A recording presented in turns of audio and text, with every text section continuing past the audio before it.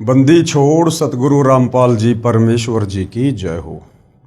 परमपिता परमात्मा सारी सृष्टि के रचनहार कुल मालिक असंख्य ब्रह्मांडों के स्वामी जगत गुरु तीनों लोकों में प्रवेश करके सबका धारण पोषण करने वाले राजाधिराज आत्माधार नाथों के नाथ देवों के देव महादेव सर्वेश्वर महेश्वर मृत्युंजय अजरो अमर आदि अनादि सनातनी प्रभु जगत पिता जगदीश्वर श्री श्री 1008 की उपाधि के वास्तविक अधिकारी अकाल मूरत सौद स्वरूपी राम वासुदेव सर्वगतम ब्रह्म परम पूज्य प्रथम पूज्य परम पुरुष परम धनी परम दयालु सत्य कबीर हक्का कबीर अल्लाहु कबीर अल्लाहु अकबर बाखबर अल्लाह ताला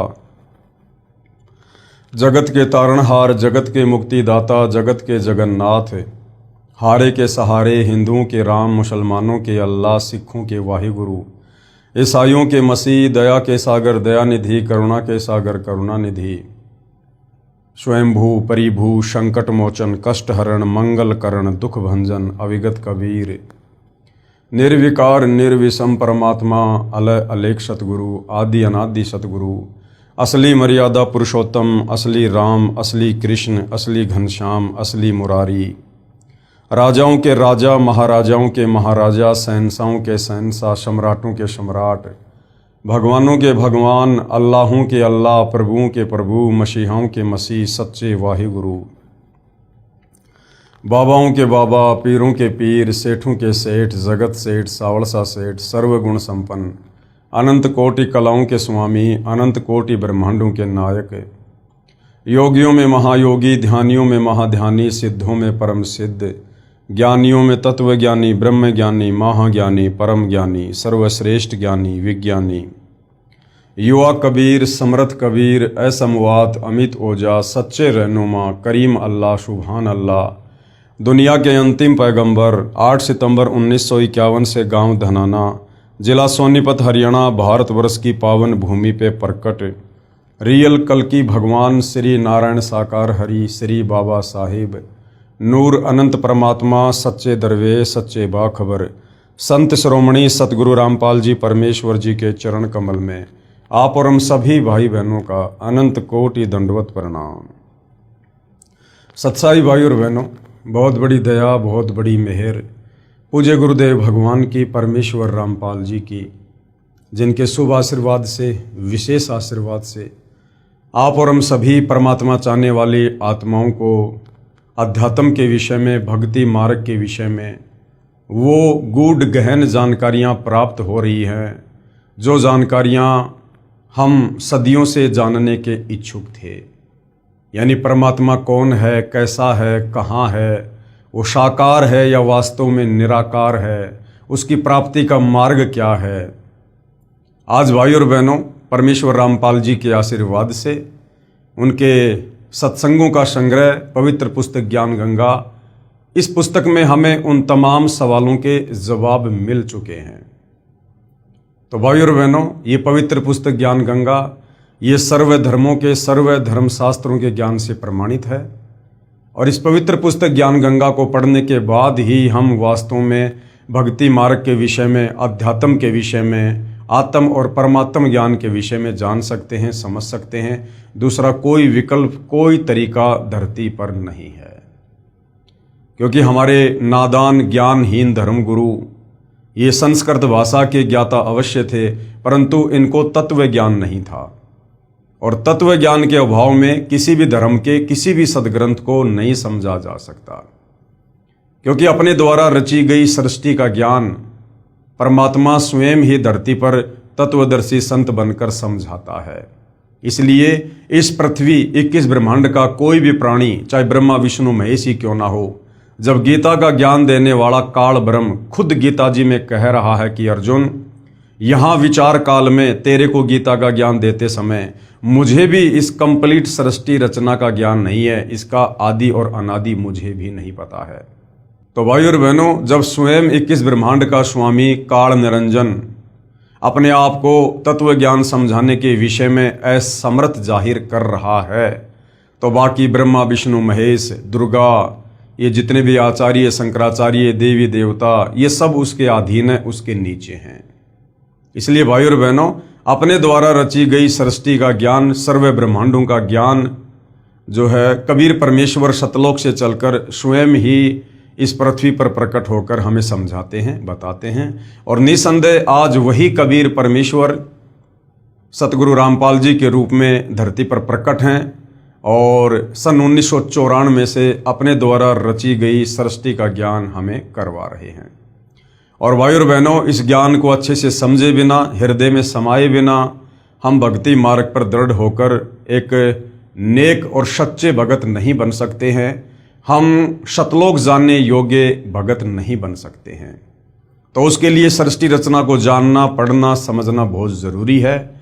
इस पवित्र पुस्तक ज्ञान गंगा पर आज हमारा ये 31वें नंबर का वीडियो है। और इस पुस्तक में भी पहले सृष्टि रचना को हम अच्छे से पढ़ चुके हैं, जान चुके हैं। यदि आप अभी अभी ये वीडियो देखना शुरू किए हैं तो आप जी से प्रार्थना है कि ज्ञान गंगा पुस्तक के ऊपर बन चुके तमाम वीडियो अवश्य देखिए।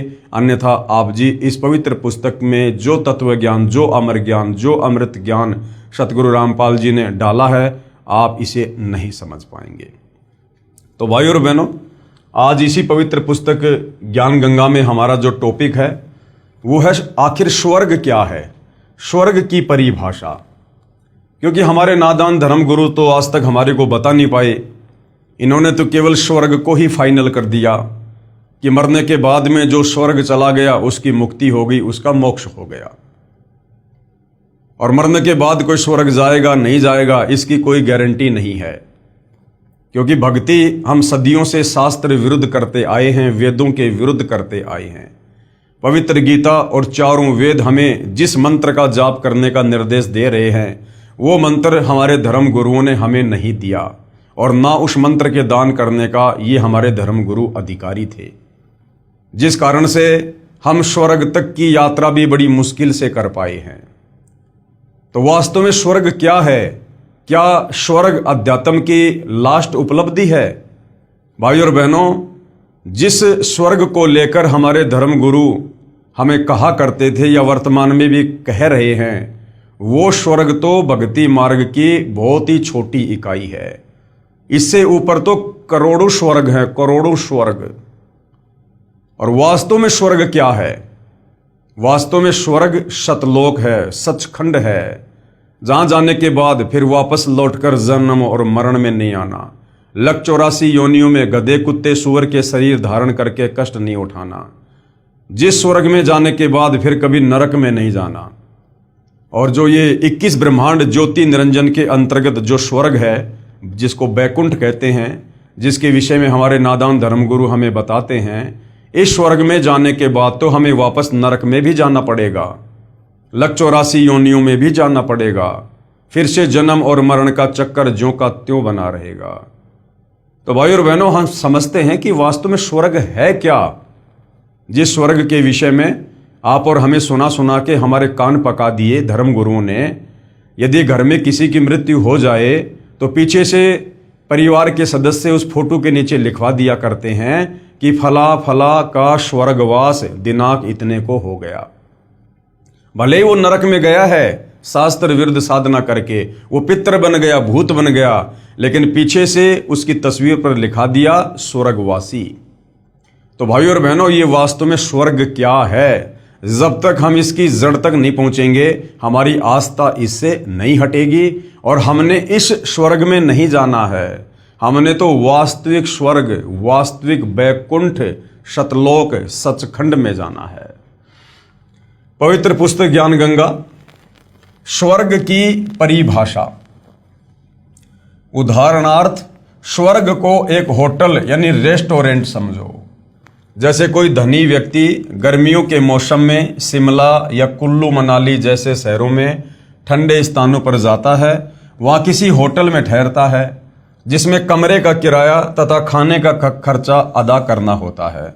2 या 3 महीने में 20 या 30 हजार रुपये खर्च करके वापस अपने कर्म क्षेत्र में आना होता है।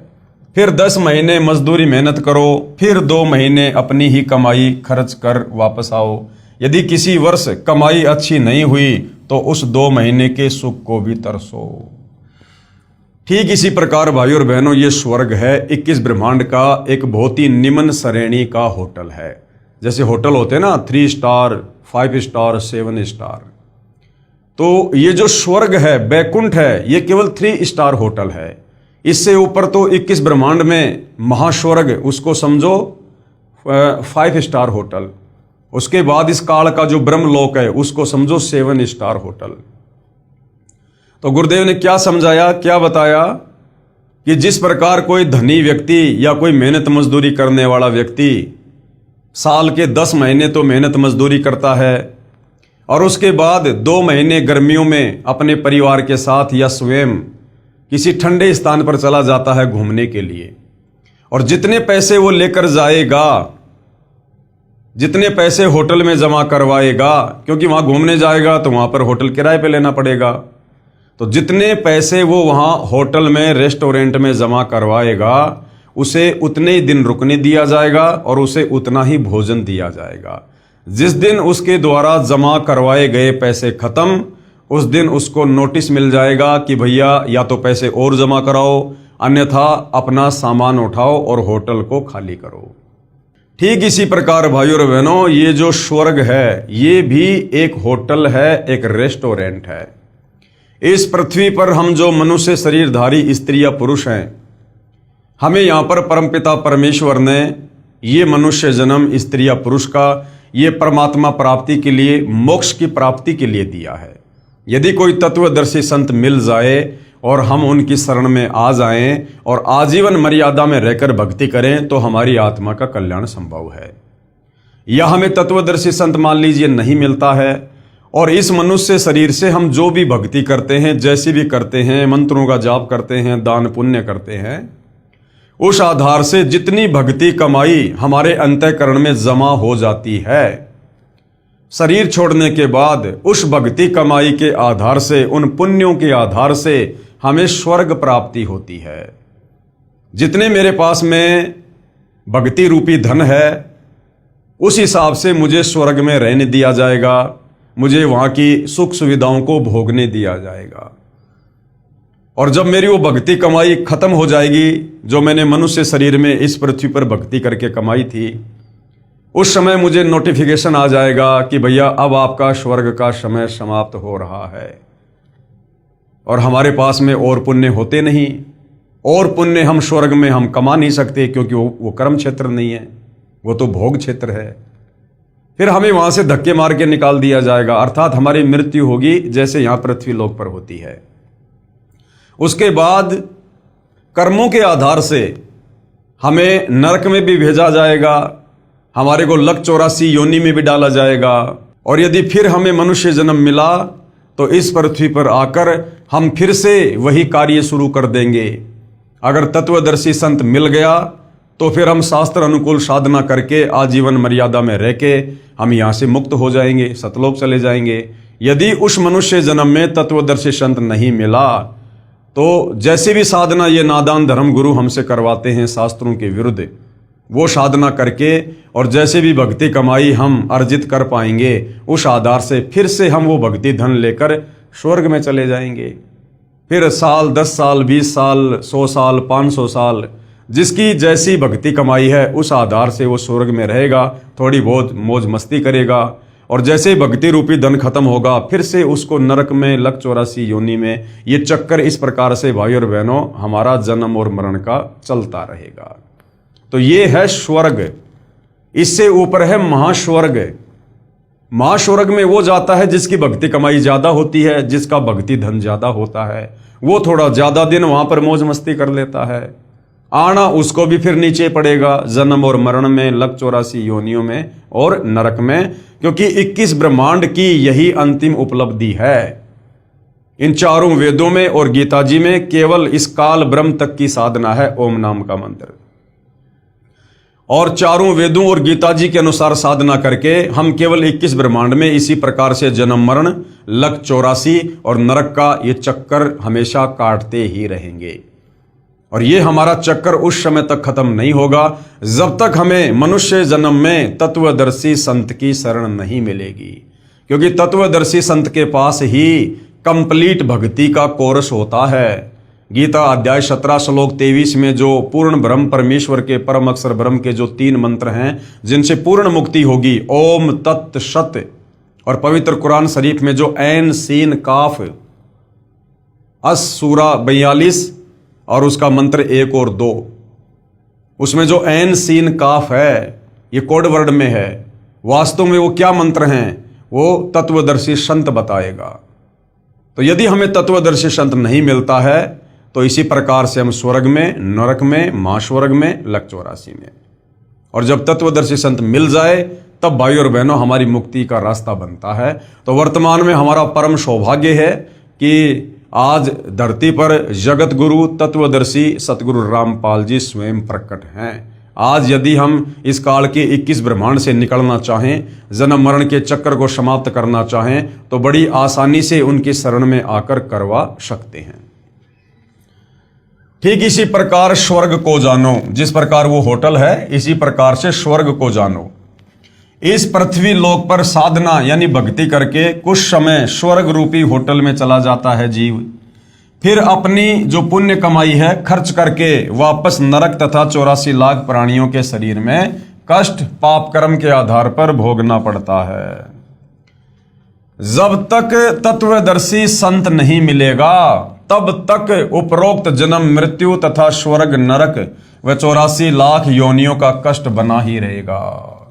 क्योंकि गीता ज्ञान दाता काल ब्रह्म गीता अध्याय 4 श्लोक नंबर 34 में खुद कह रहा है कि अर्जुन, अगर तुझे परम सुख चाहिए, परम शांति चाहिए, सनातन परम धाम को प्राप्त करना है, जहां जाने के बाद साधक लौटकर वापस मेरे इस 21 ब्रह्मांड में जन्म मरण में नहीं आता, उसके लिए तू किसी तत्वदर्शी संत की खोज कर। वो तत्वदर्शी संत ही तुझे परमात्म ज्ञान बताएगा, तुझे मुक्ति का मार्ग बताएगा। अर्थात गीता ज्ञान देने वाले काल ब्रह्म के पास भी वो कंप्लीट मुक्ति का मार्ग नहीं है, क्योंकि केवल पूर्ण परमात्मा का शतनाम तथा सारनाम ही पापों का नाश करता है। अन्य प्रभुओं की पूजा से, जैसे ब्रह्मा विष्णु महेश दुर्गा या काल ब्रह्म की पूजा से पाप नष्ट नहीं होते। सर्व कर्मों का ज्यों का त्यों यथावत फल ही मिलता है। अगर पुण्य है तो स्वर्ग मिल जाएगा और फिर पाप के आधार से नरक भी भोगना पड़ेगा।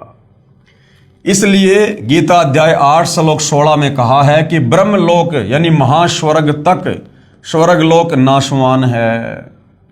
जब स्वर्ग महास्वर्ग ही नहीं रहेंगे तब भगत का कहां ठिकाना होगा, कृपया विचार करो। गीता अध्याय 8 श्लोक 16 में गीता का ज्ञान देने वाला काल ब्रह्म कह रहा है कि अर्जुन, मेरी जो साधना का मंत्र है वो ओम है, गीता अध्याय 8 श्लोक नंबर 13 में। और मेरी ओम नाम की साधना 21 ब्रह्मांड की सर्वश्रेष्ठ साधना है। इस ओम नाम की कमाई से मृत्यु उपरांत साधक कहां जाता है? महास्वर्ग में। और अध्याय 8 श्लोक नंबर 16 में कह रहा है कि ब्रह्मलोक पर्यंत सर्वलोक पुनरावर्ती में है, कि महास्वर्ग में गया हुआ प्राणी भी वापस जन्म और मरण में है। और एक समय ऐसा आता है ये 21 ब्रह्मांड भी नष्ट होते हैं, स्वर्ग महास्वर्ग सब ये परले में आते हैं। तो बताओ फिर वो भगत कहां जाएगा, वो साधक कहां जाएगा फिर? अर्थात गीता और वेदों के अनुसार साधना करने वाला व्यक्ति कभी भी इस काल के जाल से मुक्त नहीं होता। इसलिए कबीर परमात्मा स्वयं तत्वदर्शी संत का रूप धारण करके आते हैं और हमें इन 4 वेदों से ऊपर 5वें वेद सूक्ष्म वेद से हमें यथार्थ भक्ति बताते हैं, क्योंकि 4 वेदों में मुक्ति का मार्ग नहीं है। तो आज भाई और बहनों वो कंप्लीट सूक्ष्म ज्ञान, कंप्लीट 5वें वेद सूक्ष्म वेद का ज्ञान केवल धरती पर सतगुरु रामपाल जी के पास ही है, अन्य किसी आचार्य शंकराचार्य जी के पास में नहीं है। प्रश्न किया किसी ने, क्या गीता जी का नित्य पाठ करने का कोई लाभ नहीं है? जो दान करते हैं, जैसे कुत्ते को रोटी, भूखे को भोजन, चींटियों को आटा, तीर्थों पर भंडारा आदि करते हैं, क्या यह भी व्यर्थ है? तो गुरुदेव भगवान ने क्या जवाब दिया? उत्तर, धार्मिक सदग्रंथों के पठन पाठन से ज्ञान यज्ञ का फल मिलता है। आप गीता पढ़ोगे, रामायण पढ़ोगे, महाभारत पढ़ोगे, आपको केवल ज्ञान होगा, केवल ज्ञान यज्ञ का फल मिलेगा, जो बहुत ही कम है। आपको केवल जानकारी होगी, उससे आपका समाधान नहीं होगा, आपको कोई लाभ नहीं मिलेगा, उससे केवल जानकारी होगी। तो धार्मिक सदग्रंथों के पठन पाठन से ज्ञान यज्ञ का फल मिलता है। यज्ञ का फल कुछ समय स्वर्ग या जिस मकसद से किया उसका फल मिल जाता है, परंतु मोक्ष नहीं मिलेगा। नित्य पाठ करने का मुख्य कारण यह होता है कि सदग्रंथों में जो साधना करने का निर्देश है तथा जो न करने का निर्देश है, उसकी याद ताजा रहे कि भगवान हमें क्या बता रहे हैं, हमें प्रतिदिन किस प्रकार से इस संसार में रहना है, क्या क्या हमने करना है, क्या क्या नेक नीति और सदाचार अपनाना है।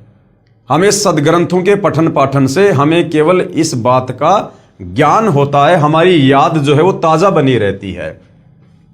कभी कोई गलती ना हो जाए जिससे हम वास्तविक मकसद त्याग कर, गफलत करके, शास्त्र विधि त्याग कर मनमाना आचरण यानी पूजा ना करने लग जाएं, तथा मनुष्य जीवन के मुख्य उद्देश्य की याद बनी रहे कि मनुष्य जीवन का मूल उद्देश्य आत्म कल्याण ही है, जो शास्त्र अनुकूल साधना से ही संभव है। तो शास्त्रों के पठन पाठन से केवल हमें इतना ही लाभ है कि हमें ज्ञान होगा और ज्ञान यज्ञ का फल मिलेगा। जैसे एक जमींदार को बुढ़ापे में पुत्र की प्राप्ति हुई, किसान ने सोचा जब तक बच्चा जवान होगा, अपने खेती बाड़ी के कार्य को संभालने योग्य होगा, कहीं मेरी मृत्यु ना हो जाए। इसलिए किसान ने अपना अनुभव लिख कर छोड़ दिया तथा अपने पुत्र से कहा कि पुत्र, जब तू जवान हो तब अपने खेती बाड़ी के कार्य को समझने के लिए इस मेरे अनुभव के लेख को प्रतिदिन पढ़ लेना तथा अपनी जो कृषि करना। पिताजी की मृत्यु के उपरांत किसान का पुत्र प्रतिदिन पिताजी के द्वारा लिखे अनुभव के लेख को पढ़ता, परंतु जैसा उसमें लिखा है वैसा कर नहीं रहा है। वह किसान का पुत्र क्या धनी हो सकता है? कभी नहीं। वैसे ही करना चाहिए जो पिताजी ने अपना अनुभव लिखा है। तो भाई और बहनों, इसी प्रकार जो पवित्र गीता जी हैं, चारों वेद है, इसमें हमारे परमपिता परमेश्वर सर्वसृष्टि रचनहार परम अक्षर ब्रह्म ने, कबीर देव ने स्वयं या फिर अन्य के माध्यम से इसमें परमेश्वर ने भक्ति विधान लिखवाया है, भक्ति अनुभव लिखवाया है कि कौन सी भक्ति करने से हमारी आत्मा का कल्याण होगा, कौन से भक्ति मंत्रों का जाप करने से हम काल के जन्म मरण के कष्टों से बाहर निकल सकते हैं। ये कंप्लीट भक्ति का जो सिलेबस है ये इन धार्मिक सदग्रंथों में है, पवित्र गीता में है और वेदों में है। वेद कहो चाहे गीता कहो, बात एक ही है, क्योंकि चारों वेदों का सार पवित्र गीता जी है। अब जो हमारे परमपिता परमेश्वर ने हमारी आत्मा के कल्याण के लिए उस पवित्र गीता में जिस भक्ति को करने का, जिन मंत्रों को जाप करने का निर्देश दिया है, हम वो तो कर नहीं रहे और केवल प्रतिदिन गीता जी का पाठ कर रहे हैं, तो क्या उससे हमारी मुक्ति होगी? कभी नहीं होगी। हमने वैसा ही करना पड़ेगा जैसे हमारे परमपिता परमेश्वर ने मुक्ति के लिए उसमें भक्ति विधि लिखी है, जो भक्ति मंत्र जाप करने को दिया है, हमने उसी अनुसार साधना करनी होगी। ठीक इसी प्रकार पवित्र गीता जी के पाठ को तो श्रद्धालु नित्य कर रहे हैं, परंतु भक्ति साधना सदग्रंथ के विपरीत कर रहे हैं। इसलिए गीता अध्याय 16 श्लोक 23-24 के अनुसार व्यर्थ साधना है। अब चारों वेदों में और गीता जी में केवल एक ओम मंत्र के जाप का निर्देश है, केवल एक ओम मंत्र जो सीधा सीधा लिखा हुआ है। गीता अध्याय 8 श्लोक नंबर 13, गीता ज्ञानदाता काल ब्रह्म अपनी साधना का मंत्र बता रहा है कि ओम इति एक अक्षर, कि मुझ काल की साधना का तो केवल एक ओम अक्षर है बस। ब्रह्म व्यवहारण माम अनुशमरण ये परियाति तजन देहम सयाति परमाम गतम। कि भाई अर्जुन, मुझ काल की साधना का तो केवल ये कि ओम मंत्र है, जो इसका बोल बोल कर उच्चारण करके अंतिम श्वास तक जाप करेगा वो मेरे ब्रह्मलोक में आ जाएगा। तो ओम नाम की साधना करने वाला ये कहां जाएगा? महास्वर्ग में जाएगा, ब्रह्मलोक में जाएगा, फिर वापस जन्म मरण में रहेगा। फिर गीता अध्याय 17 श्लोक नंबर 23 में कहा है कि अर्जुन, उस पूर्ण परमेश्वर का जो मंत्र है उसका मंत्र है ओम तत् सत इति निर्देशय ब्रह्मण त्रिविध समर्थय, कि उस पूर्ण परमेश्वर की भक्ति का तो भाई 3 मंत्र का जाप है, ओम तत् सत। अब ओम तो सीधा सीधा काल का है, तत् और सत ये सांकेतिक है, कोड वर्ड में है। अब ये कौन बताएगा? गीता ज्ञानदाता कहता भैया इसके विषय में मुझे भी नहीं पता, ये तत् और सत क्या है, इसके पीछे कौन से मंत्र छुपे हुए हैं, इसकी जानकारी अर्जुन मुझे नहीं है। तो अर्जुन ने कहा कि फिर वो जानकारी कौन देगा? तो गीता अध्याय 4 श्लोक 34 में बताया कि उसके लिए तू किसी तत्वदर्शी संत की खोज कर ले, वो तत्वदर्शी महात्मा ही तुझे तत्व ज्ञान बताएगा, ये भेद बताएगा तुझे ओम तत् सत का। अर्जुन ने कहा कि मैं उसको कैसे पहचानूंगा?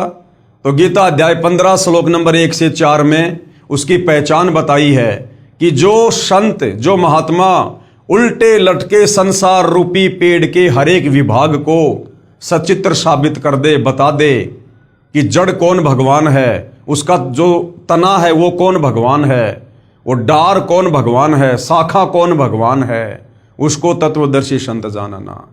तो वर्तमान में भाइयों और बहनों, इस धरती पर गीता अध्याय 15 श्लोक नंबर 1 से 4 के अनुसार उल्टे लटके संसार रूपी उस वृक्ष की सचित्र व्याख्या केवल सतगुरु रामपाल जी परमेश्वर जी ने की है और समझा दिया है कि वास्तव में सृष्टि रचना क्या है। तुम पहले कहां रहा करते थे? इस काल के गंदे लोक में क्यों अपना कर्म भोग रहे हो? क्यों जन्म मरण के चक्कर में पड़े हो? क्यों गधे कुत्ते सुअर बन रहे हो? आज ये तुम्हें मनुष्य जन्म दे के राजा बना रहा है, कल को लक 84 में गधा बना देगा, सुअर बना देगा। ये इस प्रकार से तुम्हें धोखा देकर अपना स्वार्थ सिद्ध कर रहा है, क्योंकि इस काल को प्रतिदिन 1 लाख मानव शरीरधारी आत्माओं के सूक्ष्म शरीर से निकली वासना खाने का श्राप लगा हुआ है। ये सृष्टि रचना सुनेंगे, समझेंगे, तब हमें पूरा माजरा समझ में आएगा। जैसे तीनों गुणों रजगुण ब्रह्मा जी, सतगुण विष्णु जी, तमगुण शिव जी की पूजा गीता अध्याय 7 श्लोक 12 से 15 तथा 20 से 23 में मना है। खुद ये गीता ज्ञान देने वाला काल ब्रह्म गीता अध्याय 7 श्लोक 12 से 15, 20 और 23 में अपने तीनों बेटों की साधना ब्रह्मा विष्णु महेश की पूजा के लिए भी मना कर रहा है। और विशेषकर हिंदू समाज 90% ब्रह्मा विष्णु महेश के पीछे लगा हुआ है। तो किसकी गलती है ये हमारे नादान तत्व ज्ञानहीन धर्म गुरुओं की, जो तत्व ज्ञान के अभाव में इन शास्त्रों का निष्कर्ष नहीं निकाल पाए और पूरे भगत समाज को, परमात्मा चाहने वाली आत्माओं को इन्होंने शास्त्र विरुद्ध घटिया साधना पर लगा दिया, शास्त्रों के विरुद्ध साधना करवा रहे हैं। तथा श्राद्ध निकालना अर्थात ये पितृ पूजा, पिंड भरवाना, फूल अस्थियां उठाकर गंगा में ये क्रिया करवाना, 13वीं 17वीं महीना 6 माही वर्षी आदि करना गीता अध्याय 9 श्लोक 25 में मना है। तो भाइयों और बहनों, हमारे शास्त्र क्या कह रहे हैं जिनमें भक्ति का अनुभव है और हम कर क्या रहे हैं? यदि हम गीता जी के विरुद्ध साधना करेंगे, गीता जी के विरुद्ध मंत्रों का जाप करेंगे, तो चाहे हम कितना ही गीता जी का नित्य पाठ कर लें, हमारी मुक्ति उस पाठ से नहीं है। व्रत रखना गीता अध्याय 6 श्लोक 16 में मना किया है। लिखा है कि हे अर्जुन, योग यानी भक्ति न तो बिल्कुल न खाने वाले की, न खाना अर्थात व्रत रखना सिद्ध होता है, न तो बिल्कुल न खाने वाले का सिद्ध होता है, अर्थात जो व्रत करते हैं उनकी भक्ति साधना कभी भी सफल नहीं होती है, अर्थात व्रत रखना मना है। भूखों को भोजन देना, कुत्तों आदि जीव जंतु व पशुओं को आहार कराना आदि बुरा नहीं है, परंतु पूर्ण संत के माध्यम से उनकी आज्ञा अनुसार दान तथा यज्ञ आदि करना ही पूर्ण लाभदायक है। ठीक है, आपके घर के बाहर कोई गाय आ जाए, कोई कुत्ता आ जाए, घर पे रोटी है तो दे दो, उनको डाल दो, कोई दिक्कत नहीं है। लेकिन यदि आप ये सोचो कि गायों को चारा खिलाने से, कुत्तों को रोटियां खिलाने से, चींटियों के बिल में आटा डालने से ही मुझे लाभ मिलेगा, पुण्य मिलेगा, मेरी मुक्ति होगी, तो ये हमारी बहुत बड़ी गलतफहमी है। देखो भाइयों और बहनों, लक 84 योनियों में जितने भी जीव जंतु और प्राणी हैं, उन सब का पेट कबीर परमात्मा भरता है। उनको जन्म देने से पहले अंतिम समय तक वो क्या खाएंगे क्या पिएंगे, सारी व्यवस्था परमात्मा ने सबकी करके रखी हुई है। कोई हमारे भरोसे नहीं आता। माँ के गर्भ में पल रहा बच्चा अपने बाप या माँ के भरोसे बाहर नहीं आता, वो अपनी किस्मत परमात्मा से लिखवा कर लाता है। हाँ, यदि उसकी किस्मत में कुछ फेरबदल हो सकता है तो तत्वदर्शी संत की शरण में आने के बाद हो सकता है। तो सबका परमेश्वर ने प्रारब्ध निश्चित किया होता है। परमात्मा कहते हैं, पो पाटी पगड़ा भया जागी जी या जून, सब काहू को देत है वो चौं समाना चून। तो यदि हम तत्वदर्शी संत की शरण में ना आकर और यदि शास्त्र अनुकूल साधना नहीं करते हैं और ये सोचकर कि मैं तो गौशाला में दान करता हूँ, चारा डलवाता हूँ, मैं प्रतिदिन गाय को रोटी खिलाता हूँ, चींटियों को आटा डालता हूँ, इससे मुझे मुक्ति मिल जाएगी, इससे मुक्ति नहीं मिलेगी। केवल तुम्हारे वो पुण्य बनेंगे और वो पुण्य तुम स्वर्ग में भोग लोगे या और तुम्हारी किसी मुसीबत के समय में काम आ जाएगा, लेकिन मुक्ति नहीं होगी। इतना करने से तुम 184 योनियों में जाने से नहीं बच सकते, नरक में जाकर कष्ट भोगने से नहीं बच सकते, जन्म मरण की पीड़ा से छुटकारा प्राप्त नहीं कर सकते। यह तो केवल एक आंशिक लाभ है। पूर्ण लाभ के लिए, पूर्ण मोक्ष के लिए पूर्ण संत की तलाश करनी होगी। और पूर्ण संत एक समय में पृथ्वी पर एक ही होता है और वो स्वयं कबीर भगवान होता है। वही कंप्लीट भक्ति का कोर्स बताते हैं जो गीता अध्याय 4 श्लोक नंबर 34 में बताया है।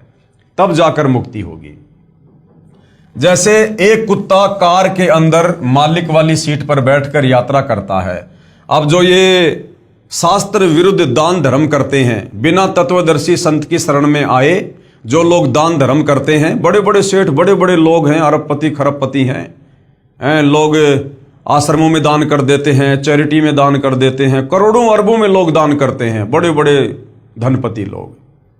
अब भाई और बहनों, उस दान के प्रतिफल में उनको क्या मिलेगा? फिर ये बता रहे हैं गुरुदेव भगवान कि वो जो मनमुखी दान लोग जो कर रहे हैं, उस मनमुखी दान के प्रतिफल में आगे उनको क्या मिलेगा, किस प्रकार से परमात्मा उनको वो दान रिटर्न करेगा।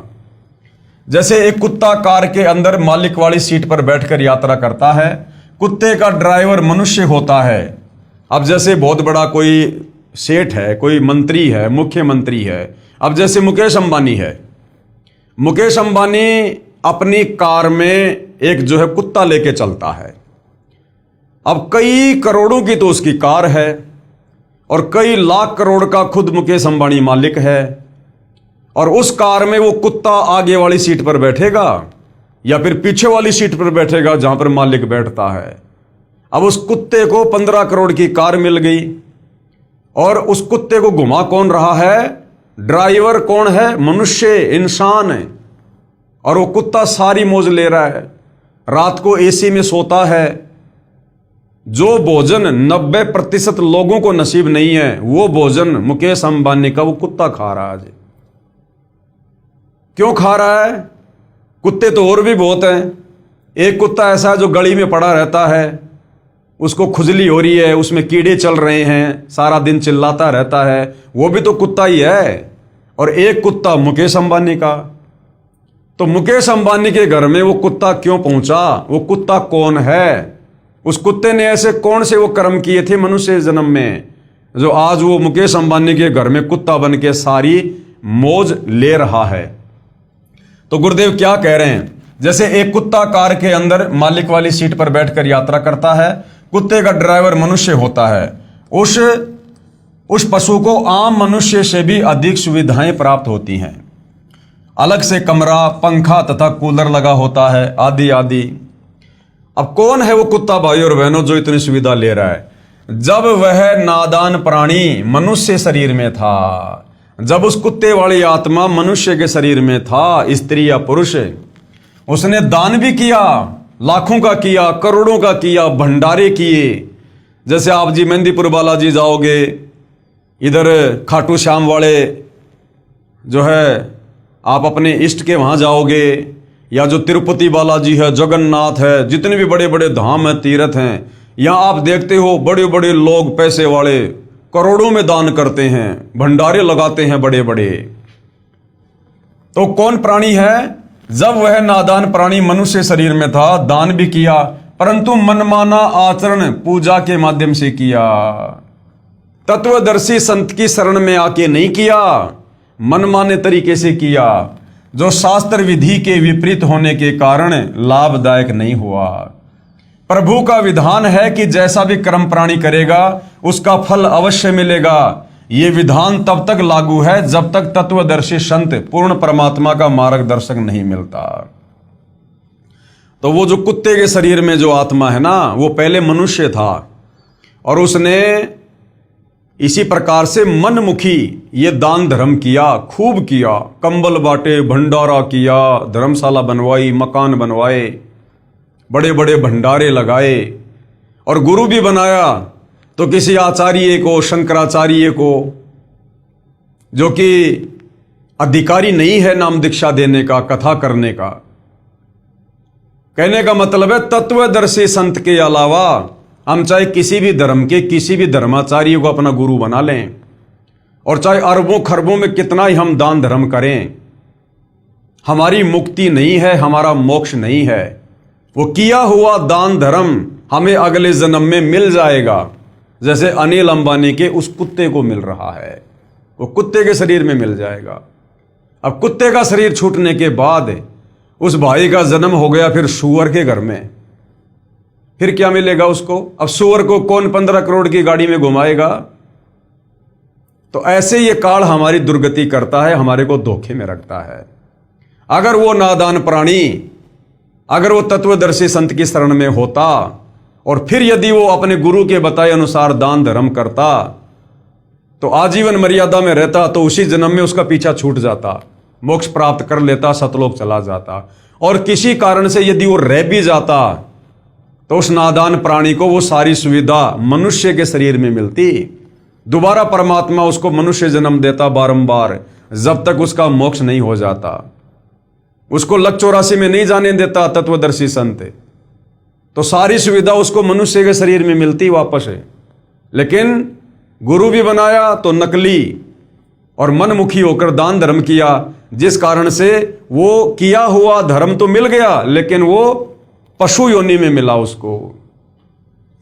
जैसा जैसा कर्म प्राणी करता है वैसा ही फल प्राप्त होता है।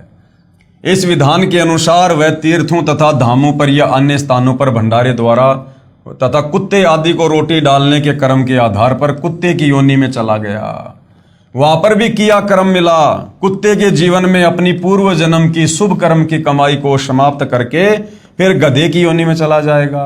उस गधे के जीवन में सर्व सुविधाएं छीन ली जाएंगी। वहां तो कुम्हार का लठ मिलेगा, सारा दिन मिट्टी कच्ची पक्की ईंटें ढोएगा, तत्पश्चात अन्य प्राणियों के शरीर में फिर कष्ट उठाएगा तथा नरक भी भोगना पड़ेगा। 84 लाख योनियों का कष्ट भोग कर फिर मनुष्य शरीर प्राप्त करता है। फिर क्या जाने भक्ति बने या ना बने। जैसे धाम तथा तीर्थ पर जाने वाले के पैरों नीचे या जिस सवारी द्वारा जाता है उसके पहियों के नीचे जितने भी जीव जंतु मरते हैं उनका पाप भी तीर्थ व धाम यात्री को भोगना पड़ता। अब तीर्थ की यात्रा पर जा रहे हैं, धाम पर जा रहे हैं, मंदिर में जा रहे हैं, जा किस लिए रहे हैं? पुण्य कमाने के लिए। अब मान लीजिए वहां जाने से आपको एक पुण्य हुआ और आपने जीव जंतु मार दिए करोड़ों। अगर पैदल जा रहे हो तो पैर के नीचे कितने जीव जंतु मर गए, सूक्ष्म मर गए, चींटियां मर गई, अन्य जंतु मर गए। गाड़ी से जा रहे हो तो कितने जंतु मर जाते हैं टक्कर लग लग के। गाड़ी के टायर के नीचे कितने कीड़े मकोड़े मर जाते हैं, करोड़ों अरबों। तो भैया वैसे तो शास्त्र विरुद्ध साधना का कोई पुण्य है नहीं, और यदि मिल भी गया तो पुण्य तो हुआ एक, और तुमने जीव जंतुओं की हत्या करके पाप कमा लिए करोड़ों, और वो करोड़ों पाप कर्म भी भोगने पड़ेंगे।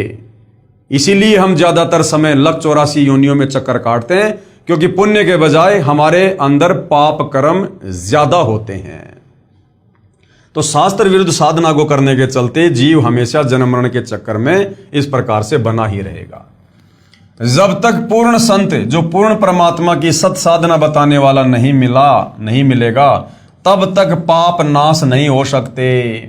और जब हमें जगत गुरु मिल जाएगा, तत्वदर्शी मिल जाएगा, पूर्ण संत मिल जाएगा, फिर यदि हम उनके दर्शनों के लिए जाएंगे, उसके आश्रम में जाएंगे या जहां भी महात्मा जी हैं वहां जाएंगे, फिर मरेंगे, हमारे पैर के नीचे भी, हमारी गाड़ी से भी जीव जंतु मरेंगे, किंतु हम पूर्ण संत की शरण में हैं, हमें वो पाप कर्म नहीं लगेंगे, क्योंकि फिर हम इस काल के विधान से हटकर पूर्ण संत के विधान के अंतर्गत आ जाते हैं, फिर हमें वो पाप कर्म नहीं लगेंगे।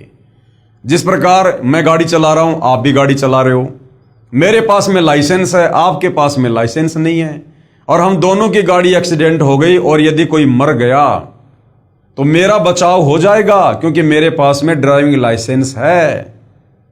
और जिसके पास ड्राइविंग लाइसेंस नहीं है वो सीधा जेल में डाला जाएगा। इसी प्रकार भाइयों और बहनों, जिसको तत्वदर्शी संत की शरण प्राप्त है उसके पास में वो आध्यात्मिक लाइसेंस है, उसका गुरु वकील बनकर धर्मराय के दरबार में उसका मुकदमा लड़ता है। भाई कर ले गुरु वकील मुकदमा भारी है। तो तत्वदर्शी संत की शरण में आने के बाद हमें अनजाने में हुए जो पाप कर्म है उनका दोष नहीं लगता है, और जानबूझकर हम कोई गलती करेंगे नहीं, पाप कर्म कोई करेंगे नहीं, क्योंकि तत्वदर्शी संत हमें अपने विधान से परिचित करवा देगा कि अगर तुमने अब मेरी शरण में आने के बाद फला फला गलतियां की तो फिर इनका दंड तुम्हें बहुत भयंकर भोगना पड़ेगा। तो तत्व ज्ञान होने के बाद साधक को डर हो जाता है, भय हो जाता है, आत्म कल्याण की चिंता सताने लगती है, इसलिए साधक फिर कभी गलती नहीं करेगा। क्योंकि ब्रह्मा विष्णु महेश ब्रह्म क्षर पुरुष काल तथा ये परब्रह्म अक्षर पुरुष की साधना से पाप नाश नहीं होते। 21 ब्रह्मांड का स्वामी काल ब्रह्म, उससे ऊपर 7 संग ब्रह्मांड का स्वामी अक्षर पुरुष, इनकी साधना से हमारे पाप कर्मों का नाश नहीं हो सकता। केवल तत्वदर्शी संत की शरण में आने से ही पाप कर्मों का नाश होगा। पाप तथा पुण्य दोनों का फल भोगना पड़ेगा जब तक हम 21 ब्रह्मांड के अंतर्गत इस काल की साधना करते हैं। यदि वह प्राणी गीता ज्ञान अनुसार पूर्ण संत की शरण प्राप्त करके पूर्ण परमात्मा की साधना करता तो या तो सतलोक चला जाता। कौन? जो कुत्ता बना हुआ है और सारी सुविधा ले रहा था। अगर वो पूर्ण संत की शरण में होता और फिर यदि वो दान धर्म करता अपने गुरुदेव के बताए अनुसार, या तो उसी जन्म में उसका मोक्ष हो जाता अगर मर्यादा में रहता तो, और किसी कारण से रह भी जाता तो वो सारी की सारी सुविधा जो वो कुत्ते के शरीर में ले रहा है उसको मनुष्य जन्म में देता, परमात्मा मनुष्य जन्म देता उसको। यदि वह प्राणी गीता ज्ञान अनुसार पूर्ण संत की शरण प्राप्त करके पूर्ण परमात्मा की साधना करता तो या तो सतलोक चला जाता या दोबारा मनुष्य शरीर प्राप्त करता, और पूर्व पुण्यों के आधार से फिर कोई संत मिल जाता और मनुष्य जन्म मिलता तो सुविधा तो मिलती और मनुष्य जन्म में फिर उसे परमात्मा संत रूप में मिल जाते, फिर उसकी भक्ति कमाई जो अधूरी रह गई थी पूरी करवा के उसे सतलोक ले जाते। पूर्व पुण्यों के आधार से फिर कोई संत मिल जाता, वह प्राणी फिर शुभ कर्म करके पार हो जाता। इसलिए उपरोक्त मनमाना आचरण लाभदायक नहीं है। इसलिए गीता जी अध्याय 16 श्लोक नंबर 23 के अनुसार जो लोग शास्त्र विधि को त्याग के मनमाना आचरण मनमानी पूजा साधना करते हैं उससे कोई लाभ नहीं है। फिर आगे किसी ने सवाल किया है, गीता अध्याय 3 श्लोक 35 तथा अध्याय 18 श्लोक 47 में कहा है कि अच्छी प्रकार आचरण में लाए हुए दूसरे के धर्म से गुण रहित भी अपना धर्म अति उत्तम है। अपने धर्म में मरना भी कल्याणकारक है। दूसरे का धर्म भय को देने वाला है। इससे सिद्ध होता है कि जो भी जैसी पूजा करता है उसे त्यागना नहीं चाहिए। अपने धर्म में मरना भी कल्याणकारक है। अपने धर्म में मरना कल्याणकारक है। अपनी साधना को नहीं त्यागना चाहिए, लेकिन कब? जब आपकी साधना शास्त्र अनुकूल हो। जो साधना आप कर रहे हैं यदि वो शास्त्र अनुकूल साधना है और इसके विपरीत यदि कोई दिखावे की साधना कर रहा है और वो साधना यदि शास्त्रों के विरुद्ध है तो उस साधना के चटक मटक को देखकर हमने अपनी वो यथार्थ साधना नहीं त्यागनी चाहिए। और यदि आप मनमाना आचरण कर रहे हैं, शास्त्रों के विरुद्ध साधना कर रहे हैं और फिर सोच रहे हैं कि नहीं नहीं अपनी साधना में जीना मरना सही है, तो भैया फिर जन्म मरण में रहोगे, गधे कुत्ते सुअरी बनते रहोगे। तो गुरुदेव भगवान इसका उत्तर दे रहे हैं, यदि गीता अध्याय 3 श्लोक 35 तथा अध्याय 18 श्लोक 47 का अर्थ यही है कि जो जैसी पूजा करता है करता रहे, उसे मत त्यागो, तो पवित्र श्रीमद् भगवत गीता जी के ज्ञान की क्या आवश्यकता थी? फिर क्या आवश्यकता थी? फिर गीता जी अध्याय 18 श्लोक नंबर 64, 65, 66 में ये गीता का ज्ञान देने वाला काल ब्रह्म अर्जुन को क्यों कह रहा है कि अर्जुन मैंने तुझे मेरी भक्ति साधना भी बता दी कि मेरा ओम नाम है, ओम नाम से तुम महास्वर्ग में जाओगे, वहां से फिर जन्म मरण में, और मैंने तुझे तत्वदर्शी संत के माध्यम से पूर्ण ब्रह्म परमेश्वर की साधना भी बता दी। अगर उस परमेश्वर की शरण में जाओगे तो हमेशा के लिए मुक्त हो जाओगे। अब तेरे ऊपर निर्भर करता है अर्जुन, तू मेरी शरण में रहना चाहता है या तत्वदर्शी संत की शरण में जाना चाहता है। तो जब गीता का ज्ञान देने वाला ही कह रहा है कि भैया अर्जुन अब तेरे बुद्धि विवेक के ऊपर है कि तुझे कौन सी साधना करनी है, तो अगर गीता अध्याय 3 श्लोक 35 के अनुसार अगर यही ठीक होता कि जो जैसी भक्ति कर रहा है वो ठीक है, वैसा ही अपनी भक्ति करता रहे, तो फिर ये गीता का ज्ञान देने की जरूरत क्या पड़ गई थी? दुनिया अपनी अपनी साधना पहले से ना कर रही थी। यदि गीता अध्याय 3 श्लोक 35 तथा अध्याय 18 श्लोक 47 का अर्थ यही है कि जो जैसी पूजा करता है करता रहे, उसे मत त्यागो, तो पवित्र श्रीमद् भगवत गीता जी के ज्ञान की क्या आवश्यकता थी? एक श्लोक बहुत था। श्री गीता जी के इन श्लोकों का भावार्थ सही है, परंतु अनुवादकर्ताओं ने विपरीतार्थ यानी उल्टा अनुवाद किया हुआ है। कृपया निम्न पढ़ें उपरोक्त दोनों श्लोकों का वास्तविक अर्थ। अब गीता अध्याय 3 श्लोक 35 और गीता अध्याय 18 श्लोक 47 वास्तव में कहना क्या चाहते हैं? यह गीता अध्याय 3 श्लोक 35 है। यह श्लोक आप जियों के सामने है भाई और बहनों, और गुरुदेव ने प्रत्येक शब्द का यहां पर अनुवाद भी किया हुआ है। क्या है?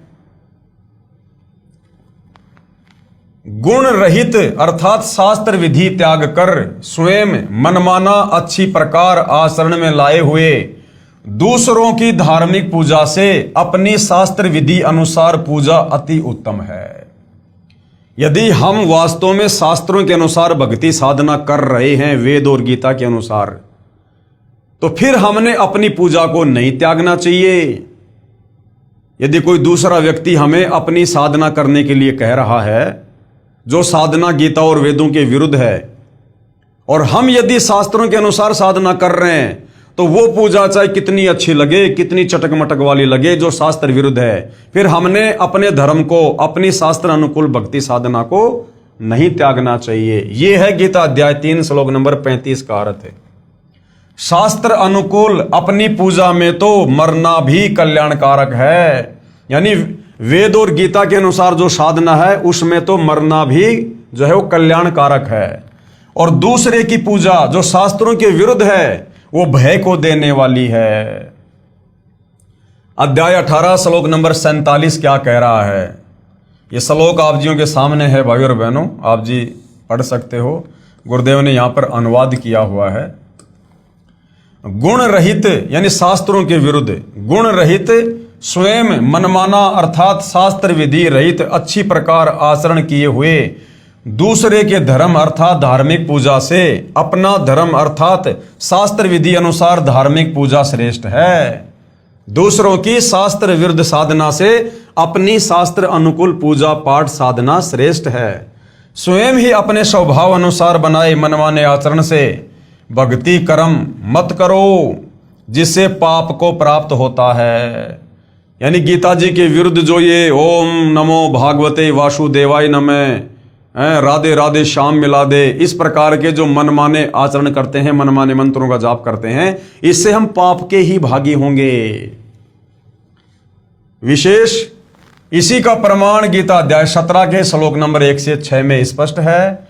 उपरोक्त श्लोकों में स्पष्ट है कि अपनी शास्त्र विधि अनुसार साधना श्रेष्ठ है, चाहे दूसरों की चमक धमक वाली साधना कितनी ही सुनियोजित लगे, वह हानिकारक ही होगी। जैसे जगत वाले साधना करते हैं, कावड़ लेके आएंगे, नंगे पैरों जाएंगे, डीजे बजाते हुए जाएंगे, डांस करते हुए जाएंगे, अब वो देखने में तो बड़ी जबरदस्त साधना लगती है, मन को बड़ा आनंद आता है, नाचने का जी करता है। और यदि कोई सतगुरु रामपाल जी से उपदेश लेकर, पूर्ण संत से उपदेश लेकर भक्ति कर रहा है, तो उस भक्ति में इस प्रकार की ड्रामेबाजी के लिए कोई जगह नहीं है, क्योंकि वो कावड़ वाली, वो मनमाना आचरण है, शास्त्र विरुद्ध साधना है। तो कोई नादान उस डीजे को देखकर, लोगों को नाचता गाता देखकर और सतगुरु रामपाल जी की शरण छोड़कर, जो कि शास्त्र अनुकूल साधना थी, और दूसरे की चमक धमक वाली साधना को अपना लेता है, तो फिर वो पाप का ही भागी बनेगा, वो जन्म और मरण में ही रहेगा फिर वो। तो अपनी साधना जो शास्त्र अनुकूल है वो सर्वश्रेष्ठ है। दूसरों की चमक धमक वाली भक्ति क्रिया को देखकर भगत ने भ्रमित नहीं होना चाहिए। जैसे माता का जागरण करने वाले बहुत सुरीली आवाज में गाना गाकर माता की स्तुति मन गढ़ंत कविताओं द्वारा पूरे साजबाज के साथ करते हैं, उस स्वयं निर्मित शास्त्र विधि रहित साधना पर आकर्षित होकर अपनी शास्त्र अनुकूल साधना नहीं त्यागनी चाहिए। जैसे कोई भगत सत साधना पर लगता है तो वह पहले की शास्त्र विरुद्ध पूजाओं को त्याग देता है, जैसे पितृ पूजा, मंदिर आदि में जाना आदि। तब अन्य शास्त्र विधि विरुद्ध साधना करने वाले कहते हैं कि आपने सभी पहले वाली पूजाएं त्याग दी हैं, आपसे सारे देव रुष्ट हो जाएंगे। एक व्यक्ति ने ऐसा ही किया था, उसका इकलौता बेटा मर गया। इस तरह ये दूसरों की शास्त्र विरुद्ध साधना भय पैदा करती है, परंतु अपनी शास्त्र अनुकूल साधना को अंतिम श्वास तक करते रहना ही कल्याणकारक है। फिर किसी ने सवाल किया, प्रश्न, मैं गीता अध्याय 6 श्लोक 10 से 15 में वर्णित विधि अनुसार एक आसन पर बैठकर सिर आदि अंगों को सम करके ध्यान करता हूं, एकादशी का व्रत भी रखता हूं, इस प्रकार शांति को प्राप्त हो जाऊंगा। तो गुरुदेव भगवान क्या बता रहे हैं? उत्तर, कृपया आप गीता अध्याय 6 श्लोक 16 को भी पढ़ो, जिसमें लिखा है कि हे अर्जुन, ये योग यानी साधना न तो अधिक खाने वाले का, न बिल्कुल न खाने वाले का। अधिक खाना यानी मतलब बहुत ज्यादा भोजन करता है, जिससे आलस्य बन जाता है, पेट फूल जाता है, डकारें आती हैं, तो उससे भी आदमी अपना भजन नहीं कर पाएगा। तो ये जो योग और साधना है, गीता में लिखा है कि न तो अधिक खाने वाले की सफल होती है, न बिल्कुल न खाने वाला, अर्थात जो लोग व्रत करते हैं, कुछ भी नहीं खाते, उनकी भक्ति भी कभी सफल नहीं होगी। न अधिक जागने वाले का, जो दिन रात जागते रहते हैं, माला फेरते रहते हैं, जैसे भी है, उनकी भी भक्ति साधना सफल नहीं होगी। और न अधिक सोने वाले की, और जो हमेशा आलस्य में रहता है, सोया पड़ा रहता है, उसकी भी भक्ति सफल नहीं होगी। न ही एक स्थान पर बैठकर साधना करने वाले की सिद्ध होती है। जो कह रहा है ना कि मैं तो आसन पर बैठकर साधना करता हूं, तो गीता जी कह रही है कि एक जगह बैठकर साधना करने वाले की भी भक्ति सिद्ध नहीं होती। गीता अध्याय 6 श्लोक 10 से 15 तक वर्णित विधि का खंडन गीता अध्याय 3 का श्लोक 5 से 9 में किया है कि जो मूर्ख व्यक्ति समस्त कर्म इंद्रियों को हठपूर्वक रोककर, अर्थात एक स्थान पर बैठकर चिंतन करता है, वह पाखंडी कहलाता है। इसलिए कर्मयोगी यानी कार्य करते करते साधना करने वाला साधक ही श्रेष्ठ है। वास्तविक भक्ति विधि के लिए गीता ज्ञानदाता प्रभु ब्रह्म किसी तत्वदर्शी संत की खोज करने को कहता है। गीता अध्याय 4 श्लोक 34 में इससे सिद्ध है कि गीता ज्ञानदाता यानी ब्रह्म द्वारा बताई गई भक्ति विधि पूर्ण नहीं है। गीता में जो भक्ति विधि इस काल ब्रह्म ने बताई है, इस प्रकार की कि आसन लगाओ, उस पर मृगछाला बिछाओ, फिर ध्यान लगाओ, ये कंप्लीट भक्ति विधि नहीं है, कंप्लीट साधना नहीं है। ये तो खुद कह रहा है कि मुझे तो कंप्लीट भक्ति के बारे में नहीं पता भाई, उसके लिए तो किसी तत्वदर्शी संत की खोज कर। अगर इसकी ये आसन लगाकर ध्यान लगाने वाली साधना ही फाइनल होती तो फिर ये किसी तत्वदर्शी संत की खोज करने को क्यों कहता। इसलिए गीता अध्याय 6 श्लोक 10 से 15 तक ब्रह्म यानी क्षर पुरुष काल द्वारा अपनी साधना का वर्णन है तथा अपनी साधना से होने वाली शांति को अति घटिया अनुतमाम गीता अध्याय 7 श्लोक 18 में कहा है कि मेरे ओम नाम की कमाई, मेरे द्वारा बताई गई भक्ति साधना भी घटिया है। यानी तुम ब्रह्मलोक में चले जाओगे, महास्वर्ग में चले जाओगे, लेकिन फिर वहां से जन्म और मरण में आओगे। उपरोक्त अध्याय 6 श्लोक 10 से 15 में कहा है कि मन और इंद्रियों को वश में रखने वाला साधक एक विशेष आसन तैयार करे जो न अधिक ऊंचा हो न अधिक नीचा हो। उस आसन पर बैठकर चित्त तथा इंद्रियों को वश में रखकर मन को एकाग्र करके अभ्यास करे। सीधा बैठकर ब्रह्मचर्य का पालन करता हुआ मन को रोककर जो है वो प्राणायाम होए। इस प्रकार साधना में लगा साधक मुझ में रहने वाली निर्वाण परमाम अति बेजान अर्थात बिल्कुल मरी हुई नाम मात्र शांति को प्राप्त होता है। इसलिए गीता अध्याय 7 श्लोक 18 में अपनी साधना यानी भक्ति से होने वाली गति यानी लाभ को अति घटिया यानी अनुत्तमाम कहा है।